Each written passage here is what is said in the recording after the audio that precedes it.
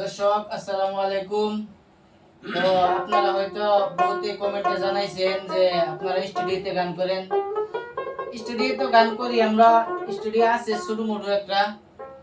তো মানে এই ধরনের গানগুলা দর্শকে বহুত ভালো পায়, তো যার কারণে আমরা এগুলা গান বেশি দিতেছি আর কি। তো স্টুডিও আছে আমরা শুরু দেখতেই পাচ্ছেন।